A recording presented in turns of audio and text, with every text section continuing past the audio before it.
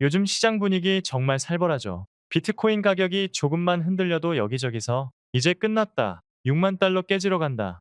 심지어 약세장 시작이다. 이런 무시무시한 소리들이 쏟아집니다. 특히 플랜B 같은 유명 인플루언서의 멘트 하나에 사람들이 더 겁을 먹는 것 같아요. 이럴 때일수록 뉴스 헤드라인은 팩트를 전달하기보다 우리의 공포심을 증폭시키는 가속 페달 역할을 합니다.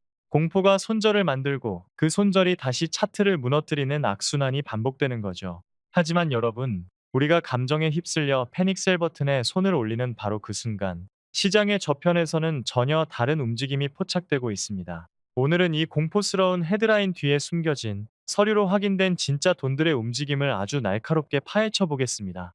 먼저 지금 시장을 짓누르는 저 6만 달러라는 공포의 숫자부터 냉정하게 해부해 봅시다. 번스타인 리서치에서 나온 이 숫자는 사실 반드시 온다는 예언이 아니라 시장 스트레스가 극에 달했을 때 발생할 수 있는 최악의 리스크 시나리오 중 하나일 뿐입니다. 그런데 사람들은 과거 고점이었던 이 익숙한 숫자에 꽂혀서 이걸 기정사실로 받아들이고 있는 거죠. 반면 월가의 강세론자 톰리는 전혀 다른 이야기를 합니다. 지금의 하락은 은 강세와 미국 정책 불확실성에 따른 일시적인 자금 이동 때문이지 펀더멘탈 문제는 아니라는 겁니다. 오히려 단기 바닥에 가까워졌다고 보죠. 자, 여기서 중요한 건 누가 맞냐가 아닙니다. 단기적으로는 이런 공포와 유동성이 가격을 흔들지만 결국 중장기적인 방향을 결정하는 건 자금의 흐름과 시장의 구조라는 점입니다.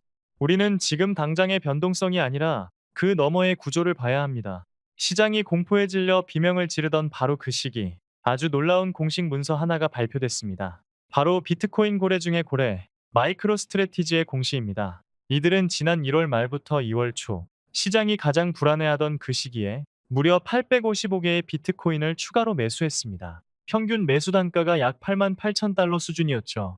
이로써 이 회사가 보유한 비트코인은 총 21만 500여 개, 전체 평균 단가는 7만 500달러 수준이 됐습니다. 여러분, 이게 무슨 의미일까요? 개미 투자자들이 공포에 질려 던지는 그 물량을 이 기업은 확신을 가지고 묵묵히 쓸어 담았다는 겁니다. 이건 루머나 전망이 아닙니다. 법적 책임이 따르는 공식 서류에 찍힌 명확한 팩트입니다. 그렇다면 이들은 도대체 뭘 믿고 이런 하락장의 매수 버튼을 눌렀을까요? 공시를 뜯어보면 답이 보입니다. 첫째, 이들은 주식 ATM이라는 아주 탄탄한 자금 조달 프로세스를 갖추고 있습니다. 즉, 매수할 총알이 계속 공급된다는 얘기죠. 둘째, 기업의 시간표는 우리와 다릅니다. 우리는 오늘 내일의 일봉을 보며 일희일비하지만 이들은 다음 분기, 다음 3년의 확률을 보고 움직입니다. 당장의 공포보다 미래의 가치를 더 크게 본다는 확실한 시그널이죠.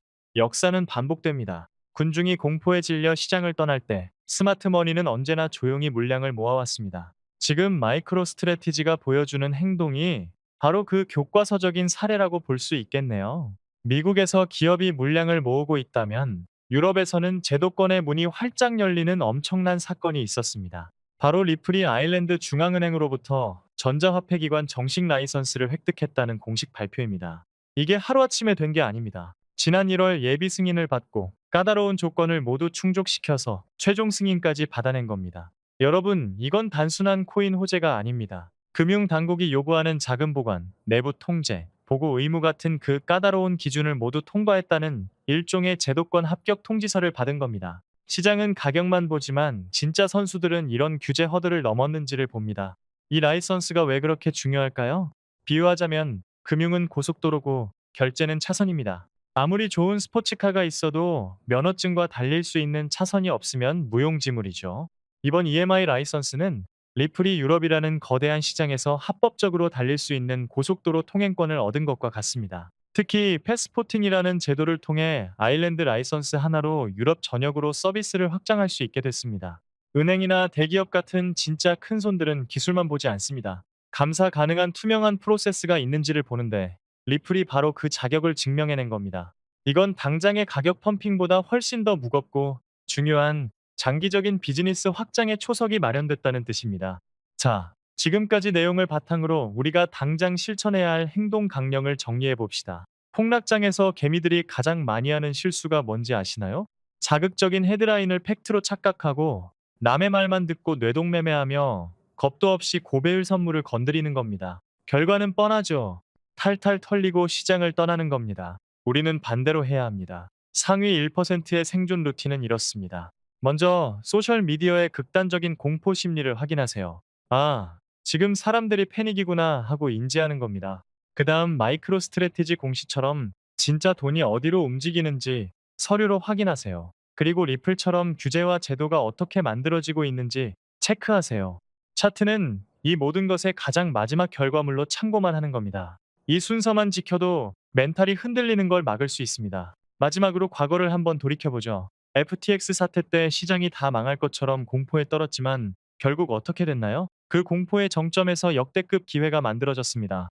지금도 마찬가지입니다. 시장 심리 데이터는 역대급 부정을 가리키고 있지만 기업들은 서류를 쌓고 규제는 길을 열고 있습니다. 공포는 언젠가 끝나지만 이 서류와 시스템은 남아서 다음 상승장의 탄탄한 기반이 됩니다. 여러분, 지금처럼 시장이 시끄러울수록 빠른 차트가 아니라 느린 서류를 봐야 합니다. 지금 이 순간에도 누군가는 공포에 떨며 던지고 있지만 준비된 누군가는 조용히 이 거대한 기회를 줍고 있다는 사실 절대 잊지 마시기 바랍니다. 현명한 투자로 이 위기를 기회로 바꾸시길 응원합니다.